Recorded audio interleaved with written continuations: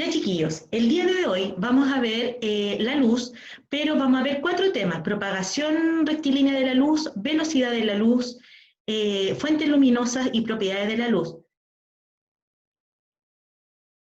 Bien, propagación rectilínea de la luz. Chicos, cuando en una habitación se filtra un rayo de luz, es posible, siempre que haya polvo en suspensión, observar su trayectoria rectilínea. Desde una fuente luminosa, la luz se propaga en todas direcciones, pero si analizamos un solo haz de luz, descubriremos que lo hace en línea recta. Y aquí yo me voy a enfocar en este experimento que está acá. Chicos, la fuente luminosa está dada por la linterna y acá hay 3 plaquitas. Cada placa tiene su figura. Fíjense, la primera figura es circular, la otra rectangular y la otra rectangular, pero un poquitito más estrecha, ¿ya? Estas plaquitas están alineadas una tras de otra. Entonces, al hacer pasar el haz de luz, adopta la forma de la placa. Por ejemplo, al pasar por una placa de forma circular, la luz se transmitió o se propagó en forma circular. Después la luz atravesó una placa de forma rectangular y fíjense que siguió esta forma rectangular y así sucesivamente, o sea, va a adoptar la abertura por el cual entre el haz de luz.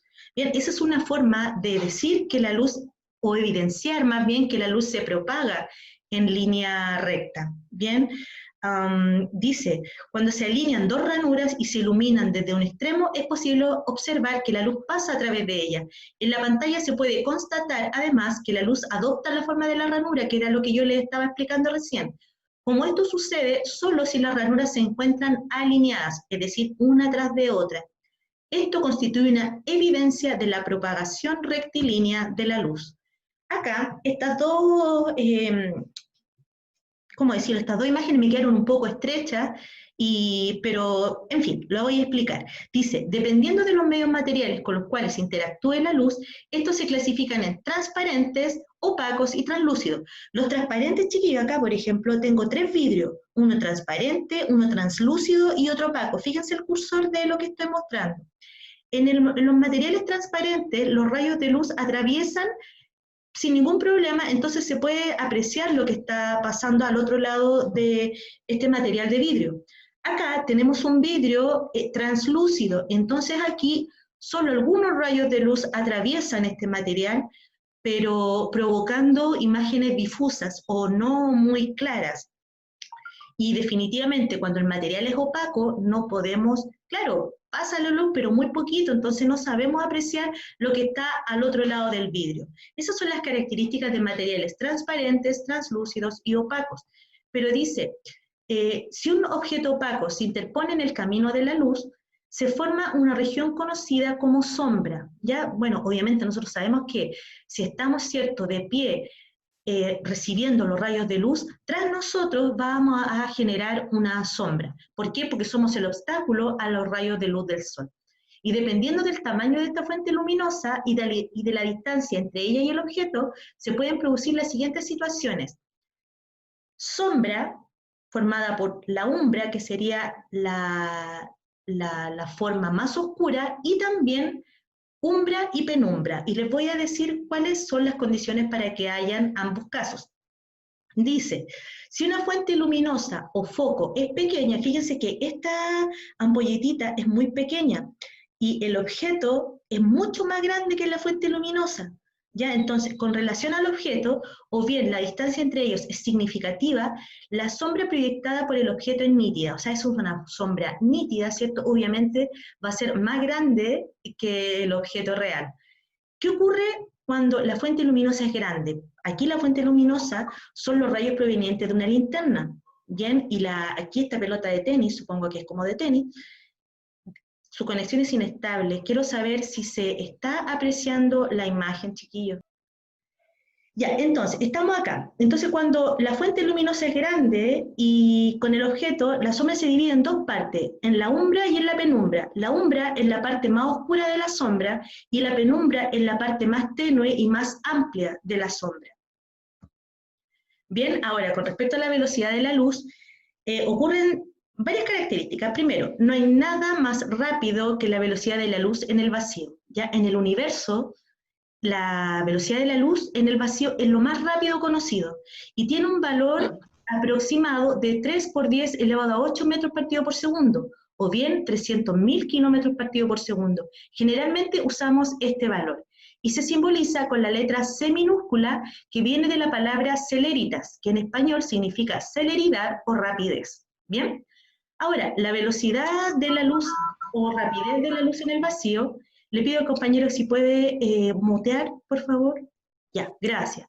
Dice, depende de la estructura molecular del medio y depende de otros factores como la permitividad eléctrica, la permeabilidad magnética y otras características electromagnéticas. ¿Bien? Obviamente hay propiedades de longitudes y frecuencias de onda que también influyen en la rapidez de la luz. Ahora, en medios materiales, ya sea medio sólido, líquido o gaseoso, la velocidad o rapidez de la luz a través de estos medios es inferior a c, o sea, es inferior a 300.000 kilómetros partido por segundo, porque esto es lo más rápido conocido. Entonces lo otro, por obligación, va a tener que ser menor a la velocidad de la luz en el vacío, y se codifica mediante un índice de refracción. ¿Cuál es el índice de refracción? Este que está acá. Se simboliza con una n minúscula y se calcula como la división entre la velocidad de la luz en el vacío y la rapidez de la luz a través de cualquier medio, ya sea un medio sólido, líquido o gaseoso. Ahora, nosotros sabemos que los fotones, que son las partículas de luz que están dentro del átomo, como están en el vacío, tienen obviamente esta velocidad o rapidez de la luz, ¿cierto? Que se aproxima a 300.000 kilómetros partido por segundo. Pero esta es la rapidez en forma real. Bien, pero como el valor es un poco largo, fíjense que son 299.792.458 metros que viajan en un segundo. Imagínense la rapidez, pero es descomunal. Entonces, es lo más rápido conocido. Finalmente, los materiales o la rapidez de la luz a través de distintos materiales, por obligación va a tener que ser menor a ella. Ahora, aquí tenemos una tabla de las velocidades o rapideces de la luz a través de estos medios. Obviamente en el vacío tiene ese valor, 299.792 kilómetros partido por segundo, pero, insisto, se aproxima a 300.000 kilómetros partido por segundo. Y acá tenemos el vacío, ¿cierto? Que es lo más rápido, y fíjense que el aire, que está en medio gaseoso, bajó un poquito la rapidez. ¿Se fijan? Ya agua, acetona, alcohol etílico y la solución de azúcar, que sería agua con azúcar, y que está en el medio líquido, bajan un poquito más la rapidez, o sea, la rapidez de la luz se pone un poco más lenta. Y con mayor razón, los materiales que están en estado sólido, es decir, vidrio típico, cloruro de sodio, que es la sal, disulfuro de carbono, el zafiro y el diamante. Nosotros sabemos que el diamante es el material que tiene mayor dureza. ¿Por qué? Porque sus partículas están tan unidas unas con otras que no permiten que los electrones fluyan de manera fácil. ¿Ya? Entonces hay muchos obstáculos, sus enlaces están tan arraigados unos con otros entre los átomos y las moléculas que impide que los electrones fluyan. Que en el caso del sonido, ahora enfoquémonos en el sonido. En el sonido, la rapidez del sonido es mayor cuanto más juntas estén las moléculas, o sea, el sonido es más rápido en los sólidos, después en los líquidos y finalmente en los gases. En cambio, la rapidez de la luz es todo lo contrario. Cuanto más liviano o menos denso sea la materia, ya, o el medio, va a ser más rápida va a ser más rápida la velocidad de la luz, ¿ya? Entonces, fíjense, acá en el diamante es mucho menos rápida que en el aire. ¿Por qué? Porque el diamante lo que menos tiene es permeabilidad, ¿ya? Porque tiene mucha dureza. Por lo tanto, los electrones van a costar que fluyan. Fuentes luminosas jóvenes. Las fuentes luminosas son aquellas que son objetos que emiten luz propia. Entonces, las fuentes luminosas son objetos que emiten luz visible que se percibe a través de la visión. Las fuentes de luz pueden ser primarias o secundarias y también pueden ser naturales y artificiales. Las fuentes primarias jóvenes son aquellas que producen luz propia o son las que emiten luz. Por ejemplo, el sol, o la ampolleta. Y las fuentes luminosas secundarias son aquellas que reflejan la luz proveniente desde otra fuente primaria. Por ejemplo, la luna no produce luz, ¿cierto? Porque refleja la luz del sol. También un espejo. El espejo no produce luz propia, sino que refleja los rayos de luz de algún objeto que esté cerca o el entorno luminoso. Claro, porque si nosotros dejamos un espejo en una habitación sin luz, no va a producir nada, ni luz emitida ni luz reflejada. Bien, ahora vamos aquí a analizar distintas fuentes luminosas para ver si son naturales y artificiales y primarias o secundarias. Obviamente, perdón chiquillos, las fuentes naturales son las que provienen de la naturaleza y las artificiales son las generadas por el ser humano. La luz de las luciérnagas es una fuente primaria porque son ellas las que generan la luz y además están en la naturaleza, por tanto es una fuente natural. La luna es una fuente secundaria porque no emite luz propia, sino que es la reflejada por los rayos del sol que llegan a la luna y la luna, sus rayos reflejados llegan hacia la superficie de nuestra Tierra. Y obviamente es una fuente natural porque está en nuestro universo. La luz de la lámpara es una fuente primaria y además artificial. Acá tenemos 4 ejemplos de fuentes luminosas primarias. El Sol, ¿cierto? Nuestra estrella más cercana. Bien, acá tenemos auroras, ya sean boreales si están en el polo norte o auroras australes si están en el polo sur. Pero generan, chiquillos, ¿por qué se dan en los polos? Porque en los polos están los campos magnéticos de la Tierra. Entonces ahí convergen los rayos y se genera esta fluorescencia en la atmósfera. Y se pueden apreciar obviamente en las zonas australes o en las zonas nórdicas, ¿ya? Acá tenemos fuentes de luces primarias pero artificiales, ¿cierto? Una ampolleta y también una especie de wincha con luces LED. Fuentes de luces secundarias. Acá tenemos la luna por excelencia, ¿cierto? Tenemos una luna, mostrada en esta imagen, una luna llena, que está reflejando los rayos del sol hacia la superficie de la Tierra. Acá tenemos el espejo que refleja la luz del entorno, ¿cierto? Y todas las imágenes que están cerca de él las refleja. Acá tenemos una piscina. Chiquillos, en el verano, cuando los rayos del sol llegan a una superficie de agua o una piscina, esta superficie refleja los rayos y lo asumimos como luces, pero son luces reflejadas. Si la piscina estuviera en un lugar oscuro, no podría reflejar nada de luz. Y acá tenemos un CD. Cuando la luz llega al CD, el CD, ¿cierto?, nota esta dispersión cromática tan bonita. Acá tenemos fuentes luminosas naturales y artificiales. Acá están las naturales, ¿cierto? Acá tenemos un rayo o un relámpago. Acá tenemos el fuego se produce en la naturaleza, ¿cierto? En el interior de un volcán, obviamente, en el interior de nuestra Tierra, ya en el manto, en el núcleo. Y acá tenemos procesos de bioluminiscencia. Por ejemplo, la luciérnaga, ¿cierto?, produce la luz acá en la parte posterior de su cuerpo. Y acá tenemos microorganismos en el mar que producen luz propia.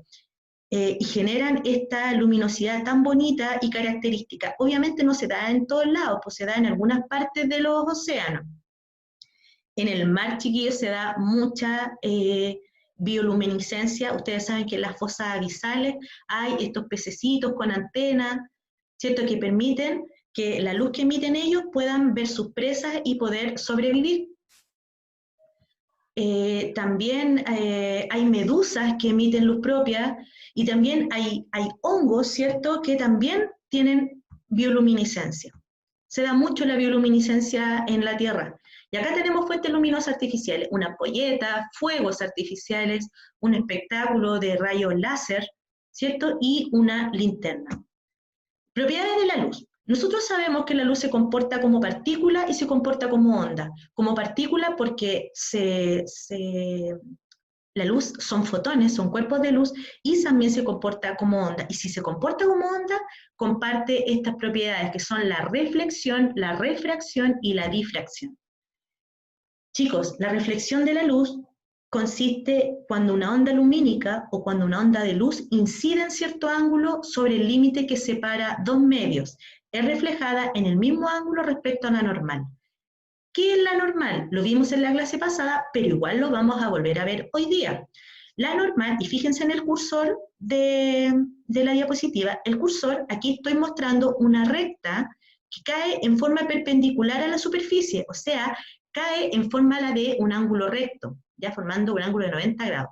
Esta recta imaginaria nos permite a nosotros calcular la magnitud o la medida del ángulo de incidencia y el ángulo reflejado. ¿Qué quiere decir esto? Espérenme, acá este ángulo reflejado es esta flecha que estoy indicando, y es el ángulo con que el rayo de luz llega a la superficie. En este caso es una superficie plana y corresponde a un espejo plano, como por ejemplo acá, ¿ya? Entonces, este ángulo incidente, que le vamos a llamar alfa sub i como ángulo incidente, supongamos que sea de 30 grados, con respecto a la normal, ¿ya? Entonces, el ángulo reflejado, jóvenes, también se va a transmitir o a propagar en un ángulo de 30 grados. En la reflexión se cumple que, cuando es especular, ¿cierto?, el ángulo incidente es igual al ángulo reflejado. Eso es lo que se cumple en la reflexión. También en la reflexión se producen dos fenómenos, cuando la reflexión es especular y cuando la reflexión es difusa. La luz no se refleja igual en toda la superficie, ya que la superficie puede originar una reflexión especular o difusa. Veamos las características. Chicos, cuando la superficie es rugosa, fíjense, no es plana, ¿cierto? Tiene como unas subidas, unas bajadas.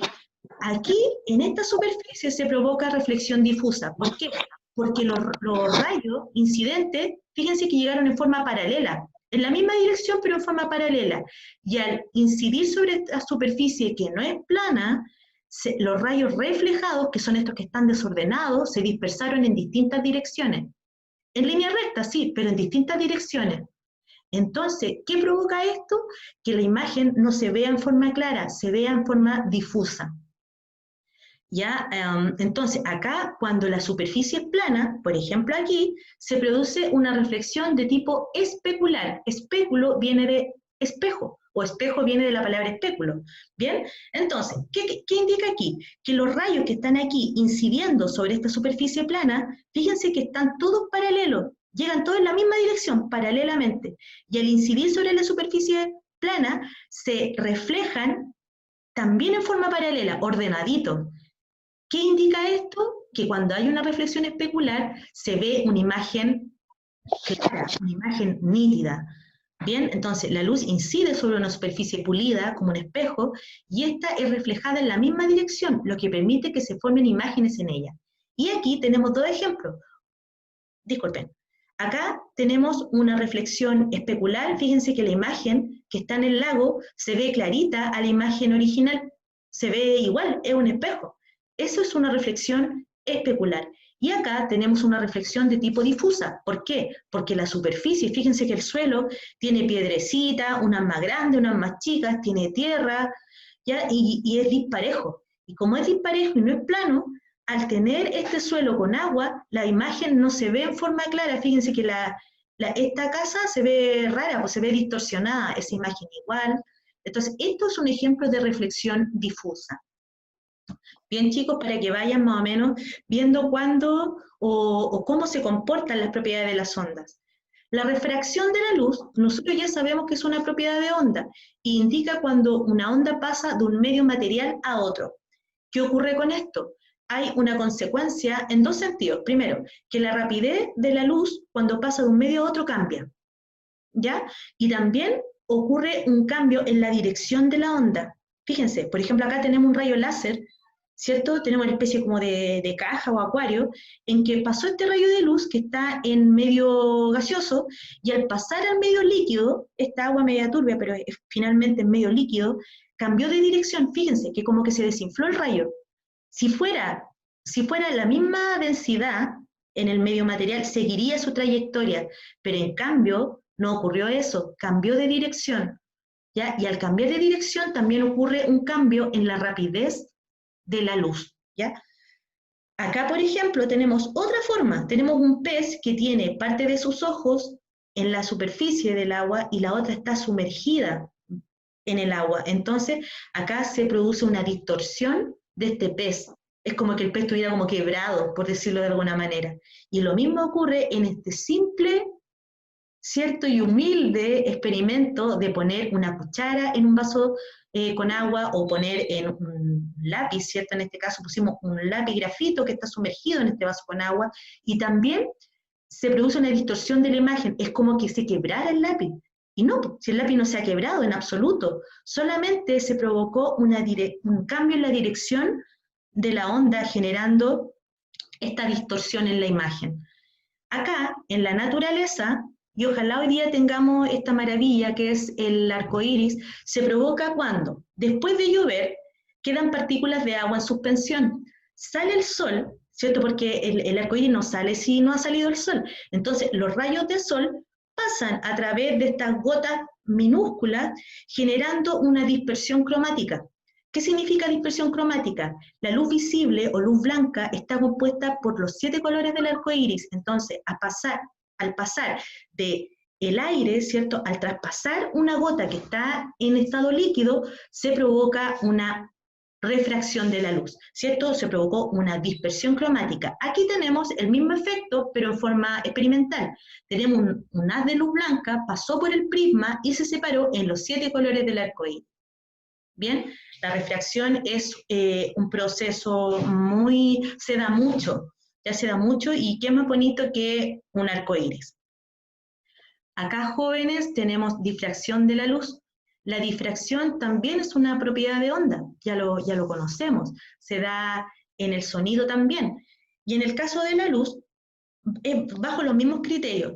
Cuando la luz pasa a través de una placa y esta placa tiene una abertura, fíjense que los rayos de luz, por favor, presten atención a la dirección de la luz. Aquí está en forma paralela. Al entrar por esta ranura, cambió, se dispersó así, de esta manera. Eso ocurre y eso es difracción. Dice, si un haz de luz atraviesa una ranura muy fina, puede propagarse en múltiples direcciones, convirtiéndose en un nuevo foco emisor de este fenómeno. Perdón, en un nuevo foco emisor. Y a este fenómeno se le conoce como difracción.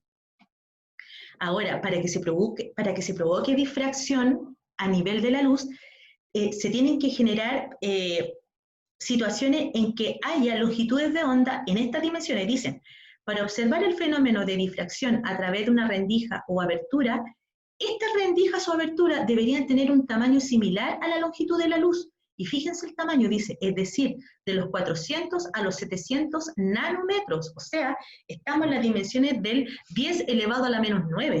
O sea, son dimensiones muy, muy pequeñas. Ya son dimensiones extremadamente pequeñas. Por ejemplo, acá tenemos un CD, y el CD, chiquillos, es muy particular porque, no sé si yo vi a la suya, acá tenemos entonces un CD, y el CD, si ustedes lo tocan, con su tacto obviamente, ¿cierto? No va a ser liso, no es una superficie pulida, o sea, tiene una rendija, pero a nivel microscópico, chiquillos, a este nivel, 400 a 700 nanómetros.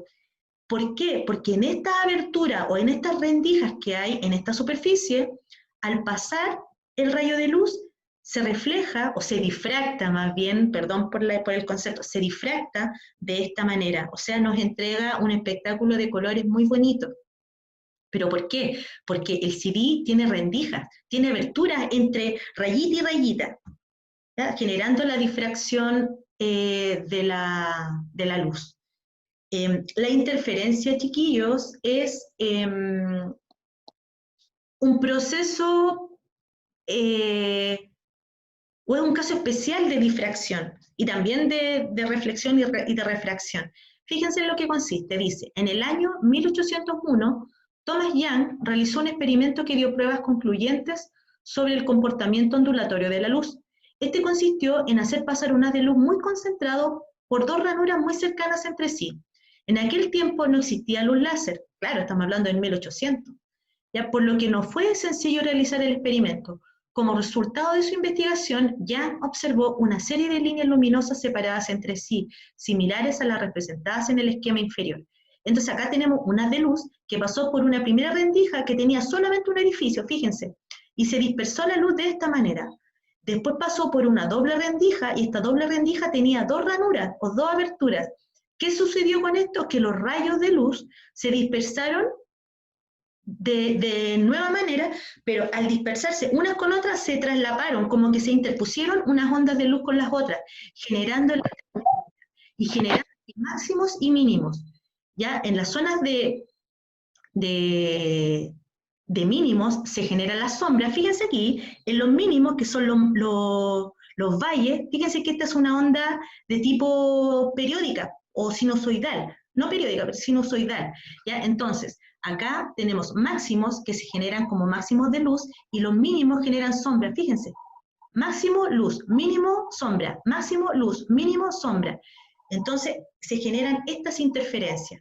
Entonces, la explicación que formuló fue que cada una de las ranuras se transforma en una nueva fuente de onda, las que se superponen entre sí. Algo similar sucede a cuando se dejan caer dos piedras en el agua. ¿Bien? Dice, en el patrón de interferencia existen zonas donde las ondas se anulan, percibidas como sombras, que son estas partes oscuras, ¿cierto? O mínimos, o valles, y zonas donde se suman, percibidas como luz. Llámese monte, crestas también, ¿cierto? Porque son las cumbres de estos ciclos. Y acá tenemos una pompa de jabón. Cuando los rayos de luz se reflejan en la superficie interna de una pompa de jabón, estos interfieren con aquellos que se reflejan en la superficie externa. Los colores dependen de la variación en el grosor de la partícula de la pompa de jabón. Bien, jóvenes, estimados alumnos, dice, hemos llegado al final de la clase, ¿cierto? Hemos aprendido y reafirmado nuestros conocimientos acerca de fuentes luminosas. Ya sabemos que hay fuentes luminosas primarias y secundarias, y hay fuentes luminosas naturales y artificiales.